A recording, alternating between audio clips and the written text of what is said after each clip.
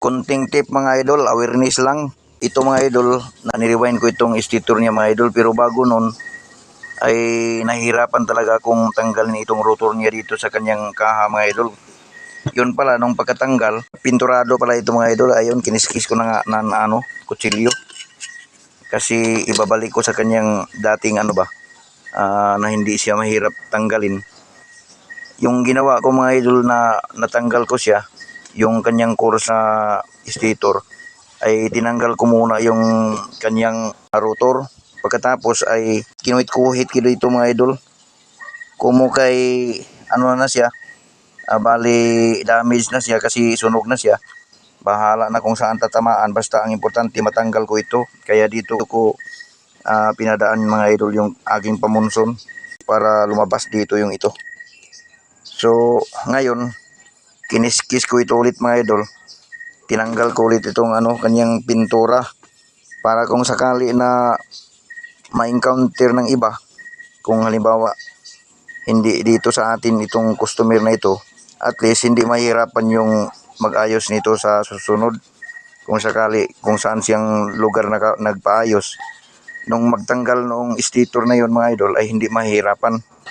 So kaya mga idol ay ibinalik natin sa kanyang dating standard mga idol, na kung bagay ilalagay lang itong core dito mga idol at kusa siyang mapaloob. Hindi na kailangan na bundulin pa ng nung kikil para lang matanggal. Kasi paano naman kung halimbawa may nakita kayong naputulan lang or nagasgas lang, kailangan tanggalin para maayos o ma-insulate, or kailangan yung rebarnish. So ang hirap mga idol pag masikip ito dito. Kaya yun ang dahilan na sumikip siya dito. Dahil sa pintura ito mga idol, nalihaan ko na to at ayusin ko pagliha kasi mayroon pa. Kuan yun mga idol, bali varnish yun mga idol, electrical varnish yun na red. Umabot siguro hanggang pinaliguan siguro nila ito ano kasi nirewind na ito dati. So pinaliguan siguro nila, pagkatapos ay basa pa, nilagay nila dyan. So ngayon, pagkatuyo noon mga idol, lumikit dito sa kaha niya. Kaya nahirapan ako dito mga idol pagtanggal, pero sa awa ng Diyos natanggal naman natin, nadipinsahan natin. So ayan mga idol, na-rewind ko na siya at isasauli na lang natin.